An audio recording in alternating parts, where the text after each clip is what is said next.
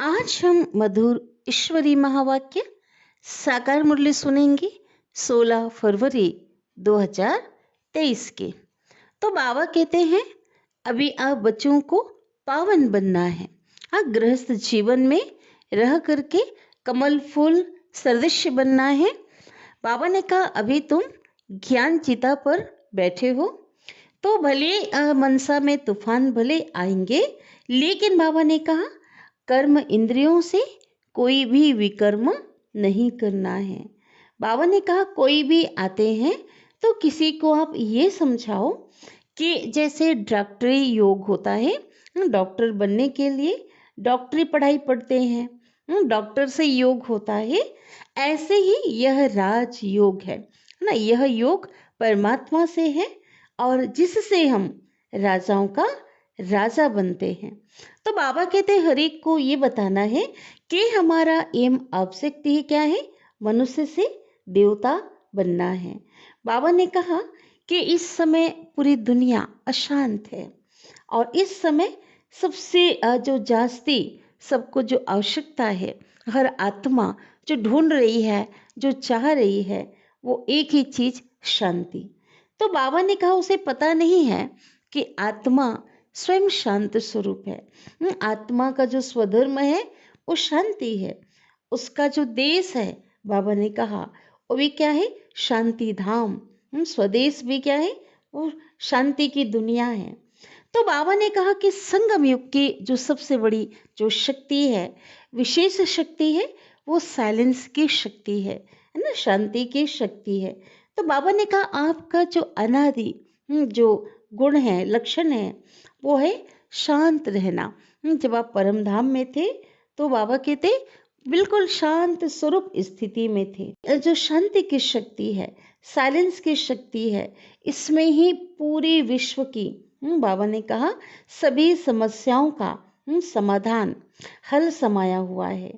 तो बाबा ने कहा आप बच्चों को क्या करना है, अपनी शांत स्वरूप स्थिति में स्थित होकर के उस शांति के सागर को याद करते हुए सर्व आत्माओं को शांति का दान देना है। तो बाबा ने आज कहा कि अपने जो है हर आत्मा को अपनी दृष्टि से, अपने वृत्ति से, स्मृति से, अपने संबंध संपर्क से शांति का अनुभव कराना है।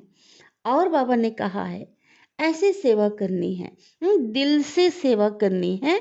तो दिल से, जब कहते ना दिल से सेवा करो तो दुआओं का रास्ता, दरवाजा खुल जाता है।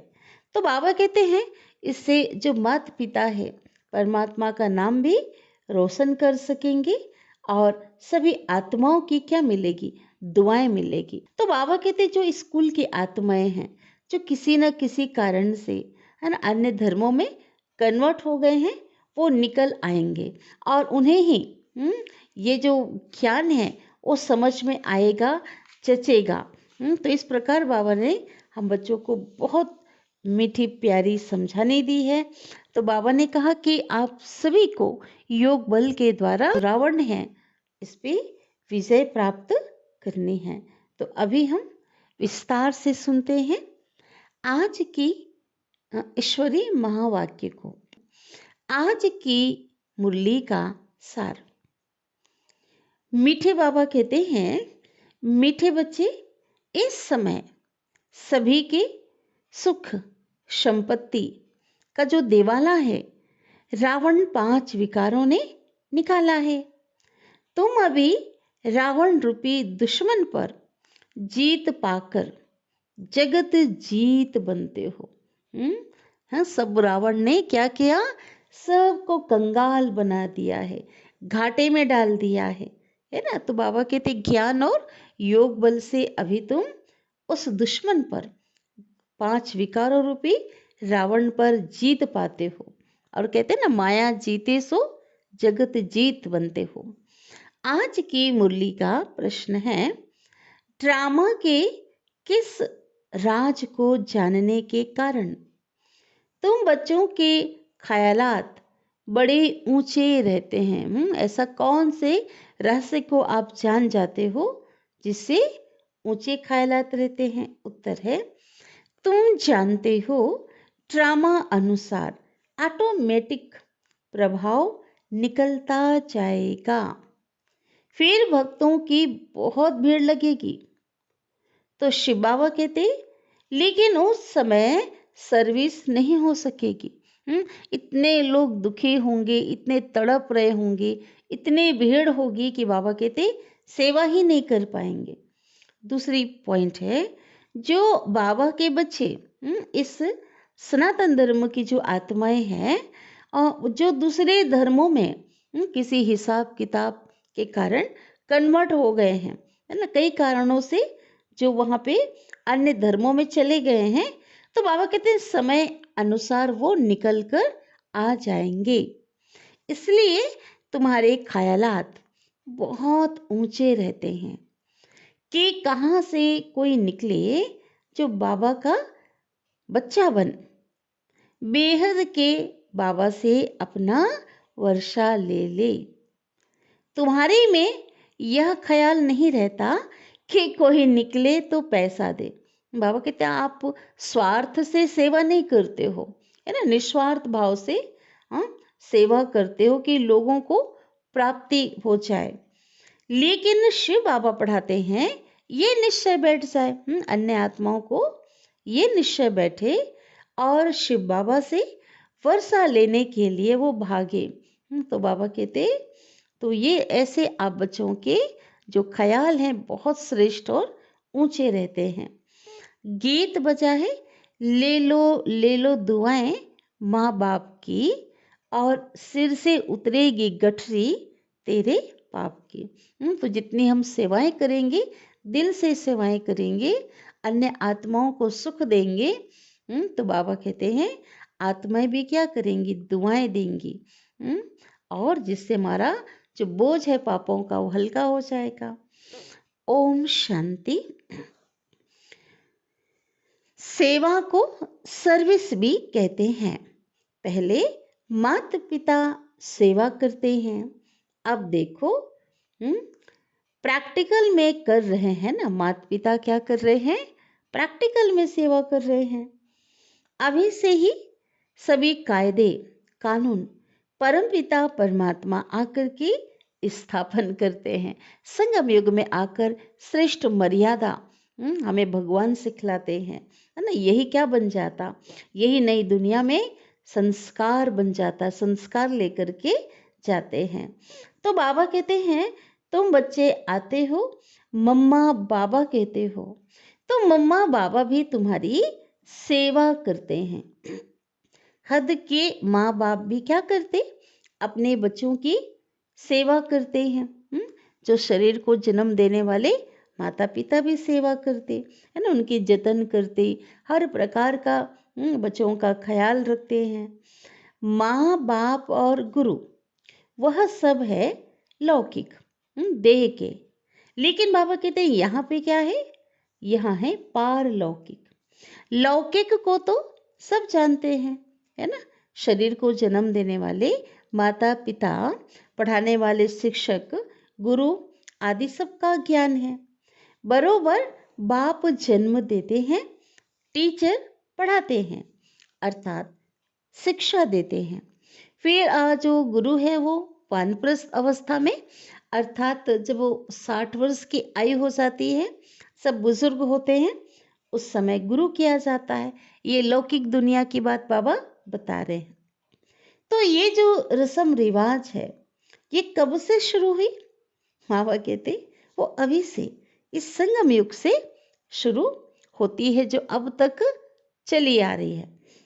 तो बाबा कहते हैं इसी समय सदगुरु आते हैं और वह समझाते हैं। शिव बाबा जो सदगुरु हैं, सबको सदगति देने वाला, गुरुओं का भी गुरु शिव बाबा क्या समझाते हैं कि मैं तुम्हारा बाप भी हूँ, आत्मा का कौन हूँ, पिता हूँ, टीचर भी हूँ। संगम युग में आकर के मैं तुम बच्चों को मनुष्य से देवता बनने की पढ़ाई पढ़ाता, श्रेष्ठ पढ़ाई पढ़ाता, तो टीचर भी हूँ। सबको घर वापस ले जाता, सदगति करता, इसलिए सदगुरु भी हूँ। बाप के तो बच्चे बने हो। प्रैक्टिकल में भगवान के भी हम बच्चे बने हैं। टीचर रूप में इनसे, शिव बाबा से शिक्षा पा रहे हो। और अंत में सतगुरु बन करके बाबा कहते मैं क्या करूँगा, तुम सबको तुमको सचखंड में ले जाएंगे। किनको, जो संगम युग में भगवान से जो पढ़ाई पढ़ रहे हैं उनको सचखंड किसको कहते, सतयुगी दुनिया को, है ना, उनको ले जाएंगे। तो ये तीनों काम प्रैक्टिकल में करते हैं। निराकार शिव बाबा ब्रह्मा के तन में आकर के प्रैक्टिकल में करते यह कार्य। तुम बच्चे माता पिता कहते हो तो बाप भी स्वीकार करते हैं। यह तो जानते हैं सभी बच्चे एक समान सपूत नहीं हो सकते। लौकिक दुनिया में भी जो बच्चे होते हैं वो नंबरवार होते हैं, सपूत और कपूत। तो बाबा कहते हैं मेरे जो बच्चे हैं वो भी जो अभी आकर के संगम में जो ईश्वरी संतान बने हैं वो बच्चे भी एक समान सपूत नहीं हैं। यहाँ भी बेहद का बाप कहते हैं शिव बाबा कहते सब बच्चे सपूत नहीं हैं। यह तो तुम भी जानते हो। अभी है रावण का राज्य, तो यह कोई विद्वान पंडित आदि नहीं जानते, है ना। वो जो है वो तो रावण की अलग ही कहानी बताते, है ना। श्री राम के साथ, राजा राम के साथ रावण दिखाया, है ना, लंका में। लेकिन ये नहीं जानते कि 5 विकार ही रावण है और अभी उसका राज्य चल रहा है। तो जब कोई आते हैं तो पहले तो उनसे ये पूछना है कि तुम क्या चाहते हो। बाबा कहते पूछना है। फिर वह कोई शांति चाहते हैं, इसलिए गुरु ढूंढते हैं। सतयुग में तो कोई गुरु आदि नहीं ढूंढते हैं। क्यों? क्योंकि वहाँ सदगति में है। वहाँ तो कोई दुखी नहीं है, किसी भी प्रकार का किसी को कोई दुख नहीं है। वहाँ कोई अप्राप्त वस्तु नहीं है। इसलिए गायन है ना, कोई अप्राप्त वस्तु नहीं देवताओं के खजाने में।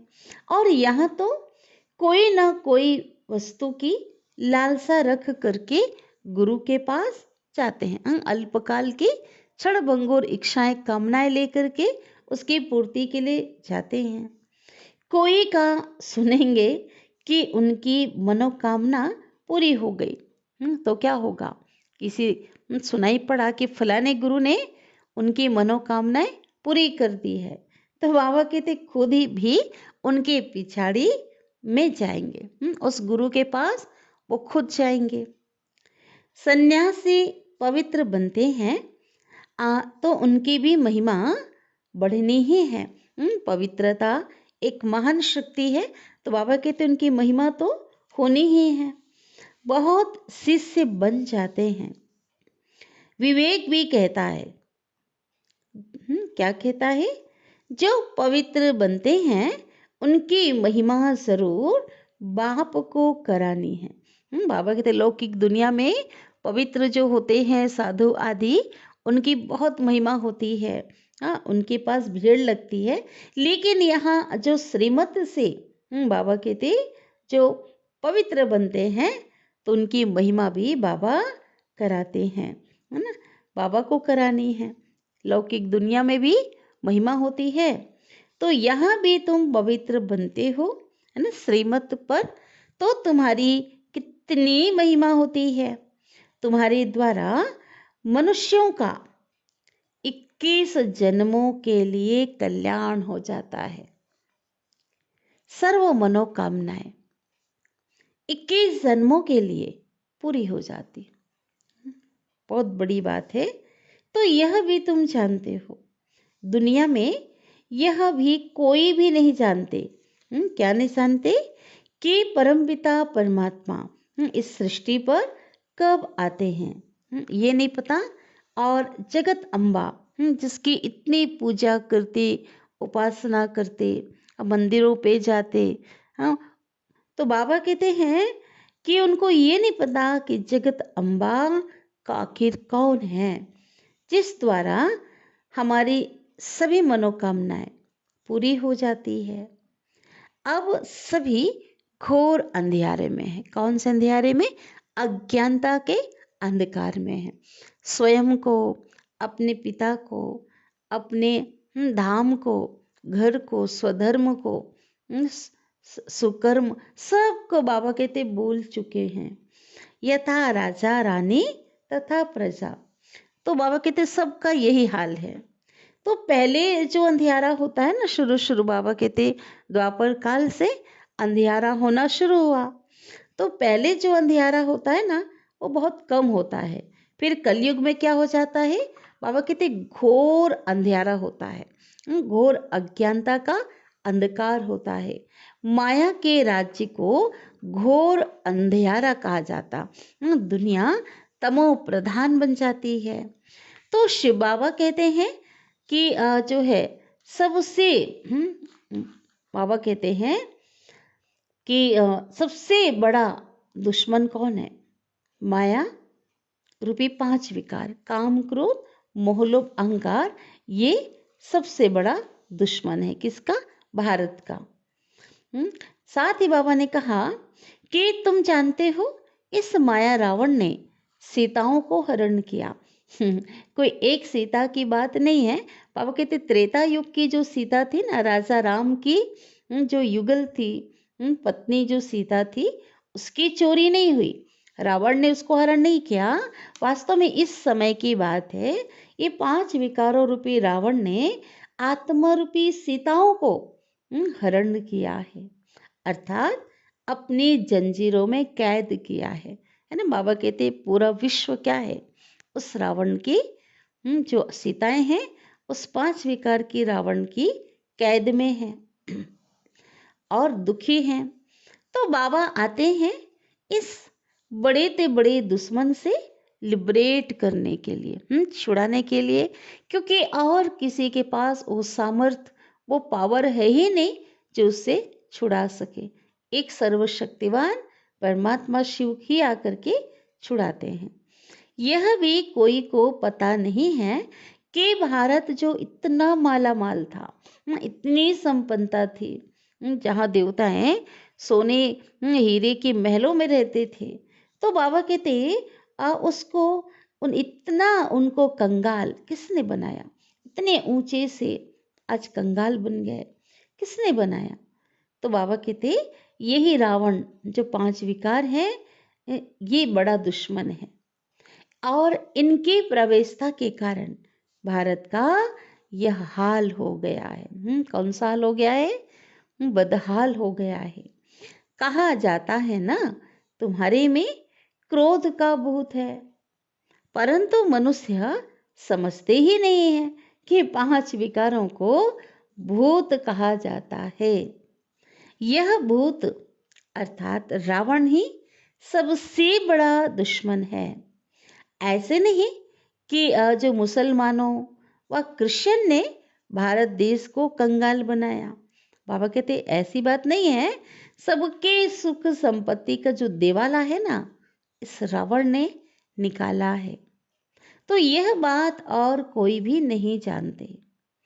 अभी संन्यास धर्म को कितने वर्ष हो गए?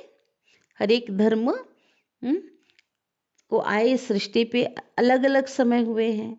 तो जो संन्यास धर्म है, उसको हुए हैं 1500 वर्ष। क्राइस्ट के बाद आया है वो, स्थापन हुआ।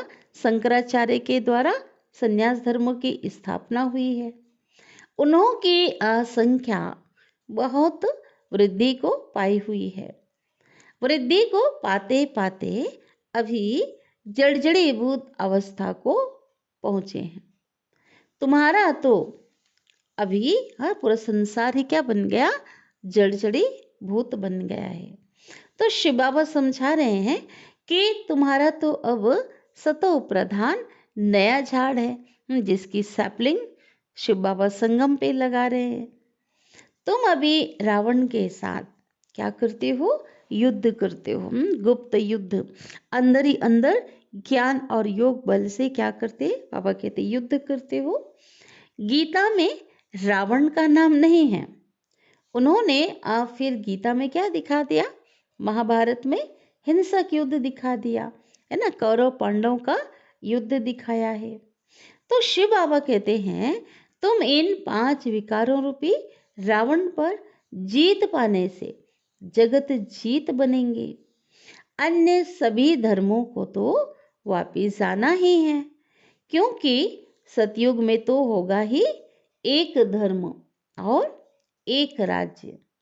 सो जिन्होंने कल्प पहले लिया था, जो सूर्यवंशी बने थे, बाबा कहते वही सतो प्रधान बाबा के क्या करेंगे, नंबर 1 राज्य में आएंगे और राज्य करेंगे, है ना। क्योंकि जैसा हुआ था हुबहू एक्यूरेट फिर से वैसा होना है।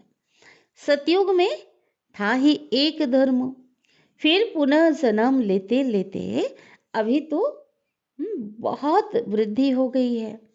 जैसे अन्य धर्मों में भी अनेक प्रकार की वृद्धि हो गई है, वैसे इसमें भी क्या हो गए, अनेक प्रकार की, माना बाबा आगे बता रहे हैं। जैसे यहाँ पे क्या क्या हो गई है, ब्रह्म समाजी, आर्य समाजी, सन्यासी आदि कितने हैं, ढेर है, वंडर है ना, है तो सभी भारतवासी। एक आदि सनातन देवी देवता धर्म के हैं ना, बाबा कहते भले अभी भूल चुके हैं, अलग अलग पंथ बना दिया है, तो बाबा कहते लेकिन भारतवासी क्या है, एक सनातन धर्म के हैं। क्योंकि सिजरा तो ऊपर से वही चला आता है ना, सबसे पहले जो धर्म था वो सनातन धर्म था, तो बिरादरी तो वंशज वहीं से चला आ रहा है ना। तो बाबा कहते हैं हे है तो सभी भारतवासी। भारत खंड है सचखंड, जहाँ परमात्मा पिता आकर के देवी देवता धर्म में सबको ट्रांसफर करते हैं। यह तुम जानते हो। पहले 7 रोज की भट्ठी में रह, है ना, ज्ञान योग की भट्ठी में रख शूद्र से ब्राह्मण बनाना पड़ता है ना। डायरेक्ट जो है देवी देवता धर्म में ट्रांसफर नहीं होते, पहले शूद्र से क्या बनते, ब्राह्मण बनते हैं, है ना, श्रेष्ठ बनते हैं। अब ब्राह्मण बनने के बाद बाबा कहते हैं ट्रांसफर कहाँ होता है, कहाँ करते शिव बाबा, देवी देवता धर्म में। सन्यासियों को तो वैराग आता है ना। अभी संसार में बहुत दुख अशांति क्या हो रही है, बढ़ती ही जा रही है, हर प्रकार का दुख है। इसलिए सन्यासी क्या करते, घर बार का त्याग करते हैं, वैराग आता है, जंगल में चले जाते हैं। उन्हों का रास्ता अलग है, उन्हों को बाबा कहते कोई तकलीफ नहीं है, क्योंकि घर बार छोड़ करके चले जाते हैं। हाँ, मनसा में संकल्प आएंगे, है ना, मन में तूफान आएंगे, काम विकार से तो छूट ही जाते हैं। कौन, किनकी बात कर रहे, आज जो हद के जो सन्यासी है ना, बाबा उनकी बात कर रहे हैं। बाकी क्रोध आता है, उनके अंदर बहुत क्रोध होता है, और उनमें भी नंबरवार तो होते हैं ना।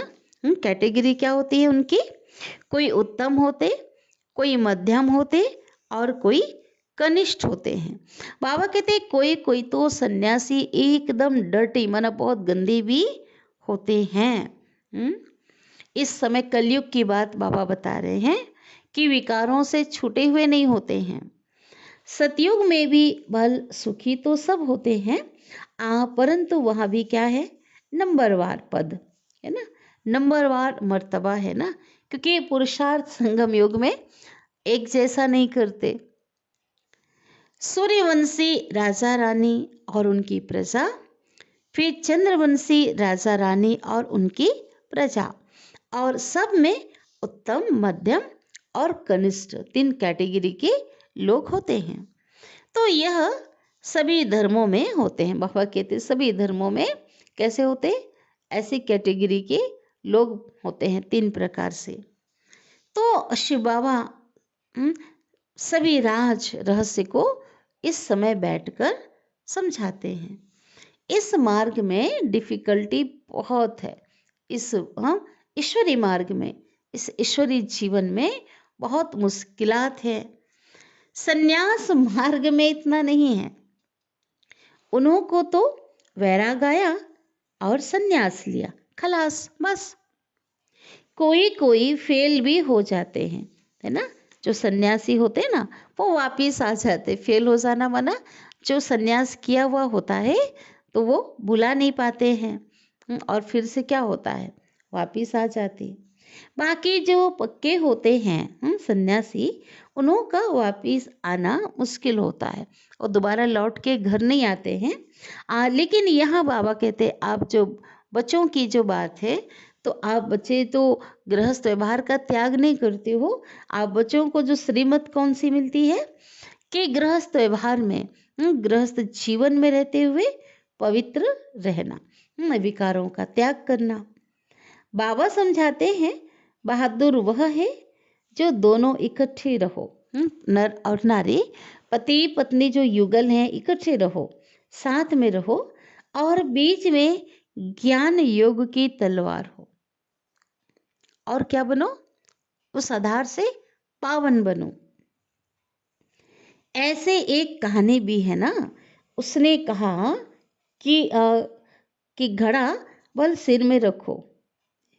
ठीक है, किसी को किसी ने घड़ा रखवाया, किसी महिला ने, और घड़ा रखने वाला जो था वो पुरुष था। पानी का से भरा हुआ मटका था, बहुत भारी था, तो हेल्प लिया।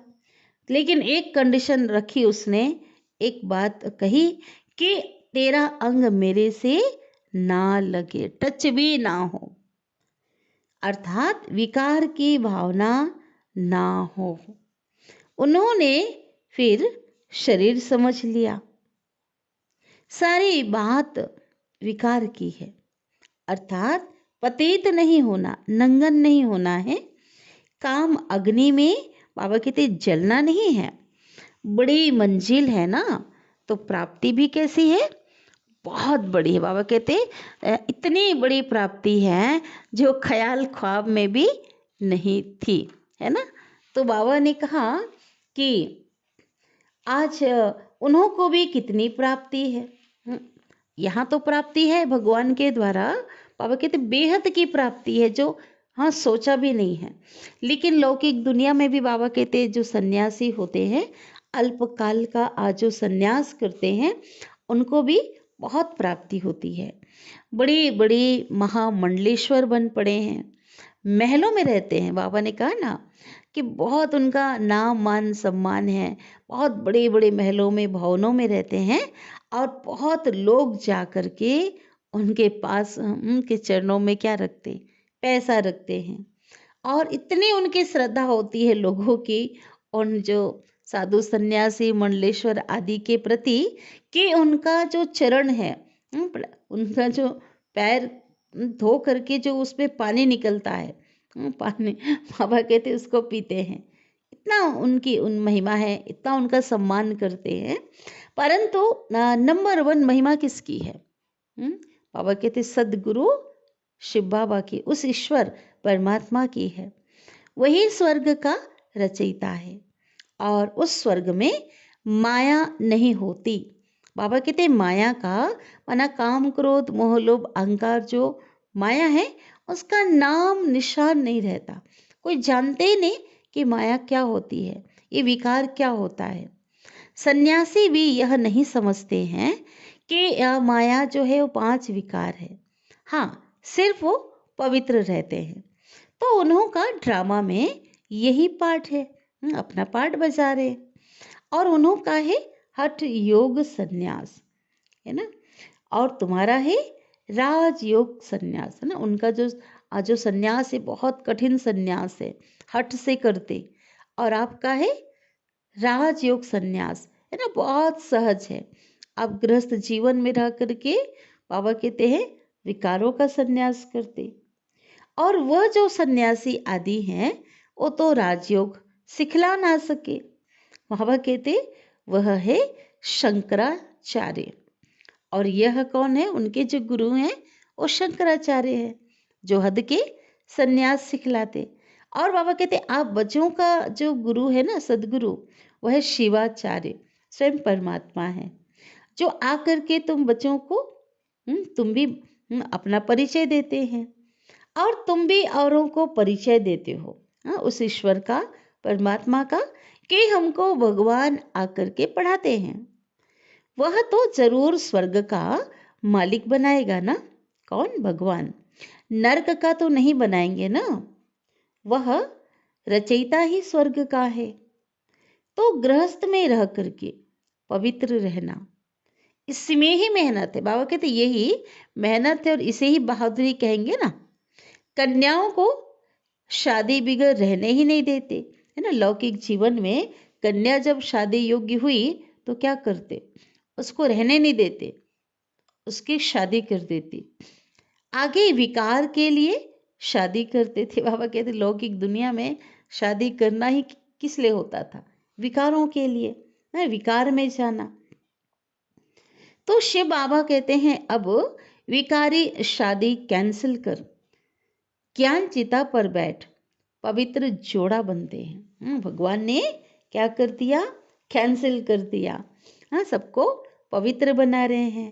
अविकारी जो है शादी को कैंसिल कर दिया। तो अपनी जांच करनी होती है कि माया कहीं चलायमान तो नहीं करती है। बाबा कहते ज्ञान चिता पर बैठे हैं हम, काम चिता से उतर कर, तो बाबा कहते जो आपस में ये चेक करनी है कि कहीं आज मेरी दृष्टि वृत्ति कहीं चंचल तो नहीं हो रही है। हाँ, अंदर विकारों की उत्पत्ति तो नहीं हो रही है ना। मन में कोई तूफान, विकारों के तूफान तो नहीं आते हैं, ये चेक करो। तो बाबा ने कहा भले मन में आज संकल्प आते हों, क्योंकि संपूर्ण तो नहीं बने हैं, मन में थोड़ी हलचल आ सकती है, आते हो, परंतु जो कर्म इंद्रियों से ये अटेंशन रखना है कि कोई भी विकर्म ना हो। भाई बहन समझने से, ज्ञान चिता पर बैठने से बाबा कहते हैं काम अग्नि नहीं लगेगी। बहुत बड़ी बात बाबा ने कहा। आत्मिक दृष्टि रखो, दैहिक दृष्टि जब खत्म कर देंगे, जब योग बल होगा, ज्ञान होगा, तो कभी भी काम अग्नि नहीं लगेगी। अगर आग लगी तो अधोगति को पालेंगे। ठीक है, बाबा ने बताया। और वो कब आग लगेगी? एक तो देहभान में आने से, आत्मिक दृष्टि जब नहीं होती और योग बल नहीं होता तो आग लगती है। तो बाबा कहते बिल्कुल रसातल में चले जाएंगे। यूं तो सारी दुनिया भाई बहन है, क्योंकि पूरी विश्व की जो आत्माएं हैं एक पिता की संतान है। परंतु जब बाबा आते हैं तो हम उनके प्रैक्टिकल में बनते हैं। अभी तुम प्रैक्टिकल में ब्रह्मा मुख वंशावली हो, तुम्हारा यादगार भी यहाँ ही है। बाबा कहते तुम्हारा यादगार भी यहाँ ही है। अधर कुमारी का मंदिर भी है ना, जो काम चिता से उतरकर ज्ञान चिता पर बैठते हैं, उनको अधर कुमारी कहा जाता है। तुम सन्यासियों को भी समझा सकते हो, बाकी कोई से फालतू माथा नहीं मारना चाहिए। पात्र जिज्ञासु होगा, तो बाबा कहते हैं वह अकेला आकर के प्रेम से समझेगा, जो अच्छा पात्र होगा। कई तो हंसी उड़ाने के लिए भी आते हैं, है ना। बाबा ने ये बात बताया, इसलिए नब्ज देख करके ऐसी दवाई देनी चाहिए। कौन सी दवाई? इस ज्ञान योग की दवाई उनको दो, है ना, कि जो समझने वाले नहीं हैं उनके पीछे बाबा कहते टाइम वेस्ट मत करो, माथा मत मारो। तो बाबा ने कहा है पात्र को ही ये ज्ञान दान देना है ना। इतना ऊंचा ज्ञान है, इतना श्रेष्ठ परमात्मा के द्वारा दिया हुआ जो ज्ञान है वो पात्र को देख करके दो। आजकल दुनिया बहुत खराब है। सन्यासी लोग तो कफनी पहन लेते हैं और जाकर के अलग रहते हैं, तो कुछ ना कुछ उनको मिल जाता है। और क्या करते हो? मजे से खाते पीते रहते, जीवन यापन करते हैं। आजकल उन्हों का बहुत प्रभाव है ना, साधु संतों सन्यासियों का वर्तमान समय बहुत प्रभाव है। तुम्हारे में भी जो अच्छी सर्विस करते हैं, तो उन्हों की महिमा से बाबा कहते हैं औरों की भी महिमा निकल पड़ती है। जो बच्चे अच्छी सर्विस करते हैं तो सब कहेंगे ना, इनके माँ बाप भी ऐसे होंगे, इसलिए मेहनत तो जरूर करनी है। सन्यासियों को तो घर बैठे वैराग आ जाता है, तो हरिद्वार में चले जाते और वहां कोई गुरु कर लेते हैं। यहाँ की रस्म ही निराली है ना। कहाँ की संगम युग की इनका कहीं पर वर्णन नहीं है, क्योंकि सब कुछ संगम युग का क्या है, गुप्त है ना। गीता को ही झूठा बना दिया। कैसे झूठा बना दिया कि जो गीता ज्ञान जिसने दिया उसको हटाकर, उसको बुला करके जिसने गीता ज्ञान सुन करके प्रारब्ध लिया, हाँ, उनका नाम डाल दिया। तो ये पहली बात जो खुल जाए, ये राज सबको समझ में आ जाए, तो सब बीके। बाबा कहते आप जो ब्रह्मा कुमार कुमारियां जो भाई बहनें हैं वो बहुत नामी ग्रामी हो जाओ, सब तुम्हारे पर सदके जाएं, बलिहार जाएं। तो बाबा कहते ऐसा समय आना भी है, प्रभाव तो निकलना है ना।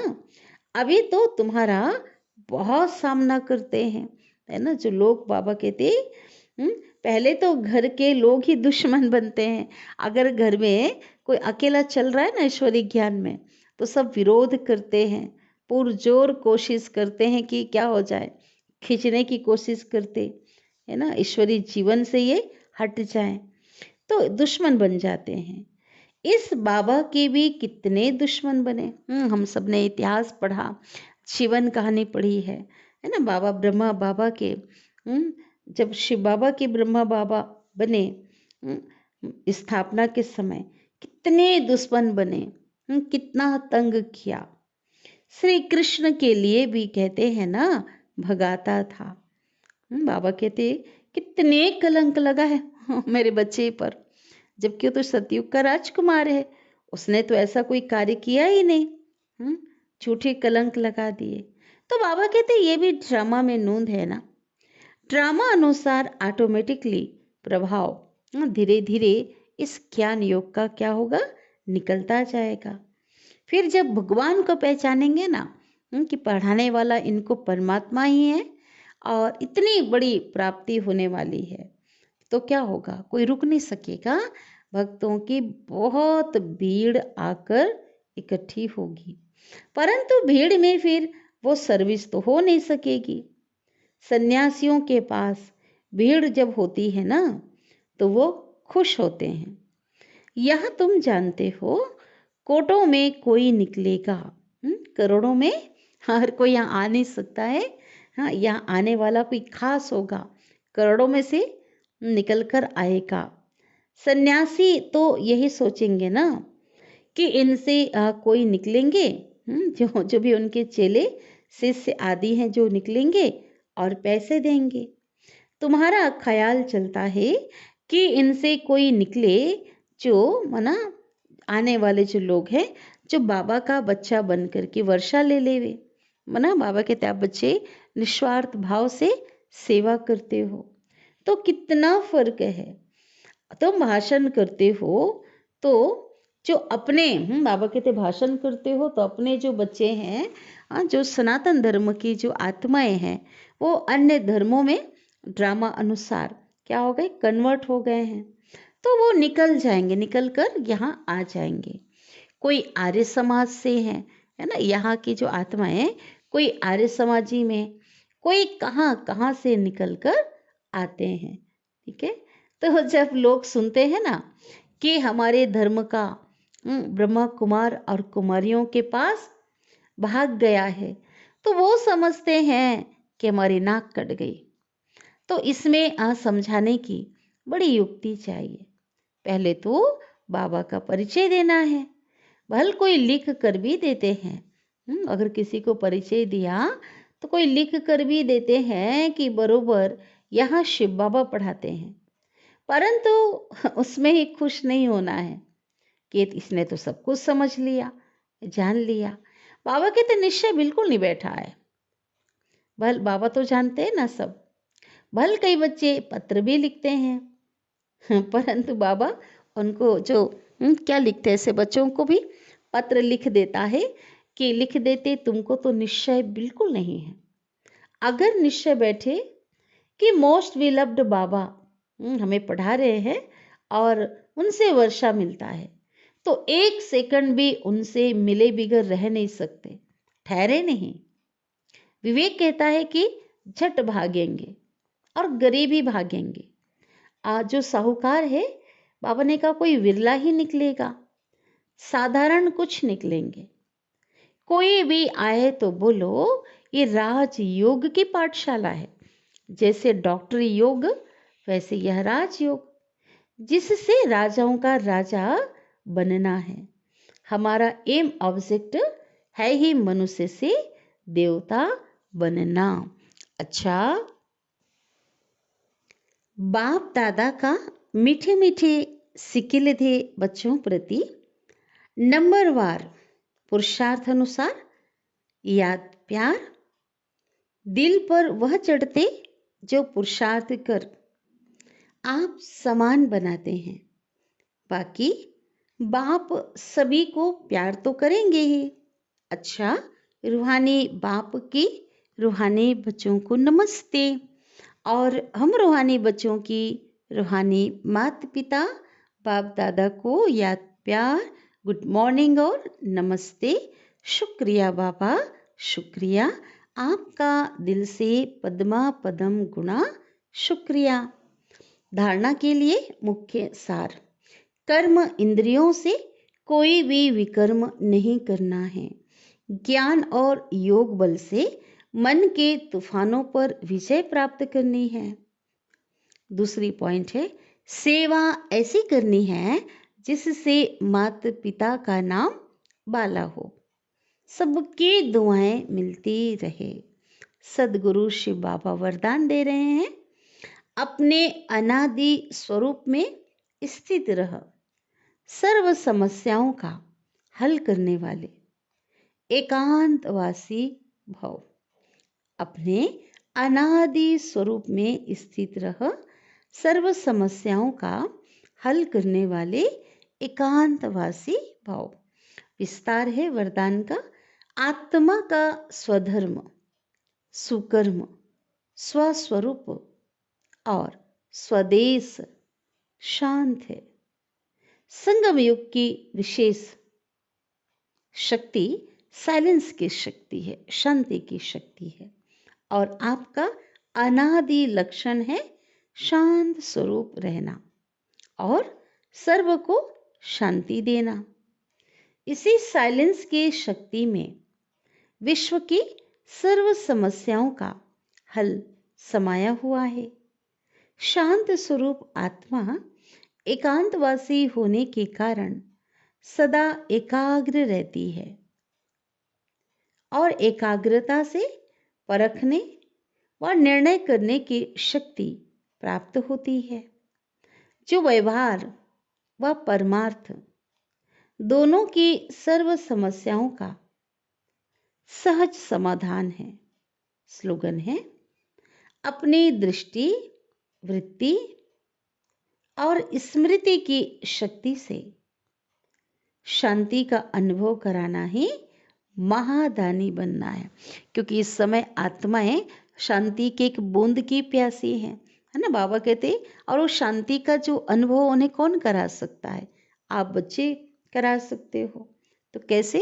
जितना आप अपने शांत स्वरूप स्थिति में स्थित होंगे, अपने स्वधर्म में टिक कर उस शांति के सागर को याद करेंगे, तो आपकी दृष्टि, वृत्ति और स्मृति सब में क्या होगा?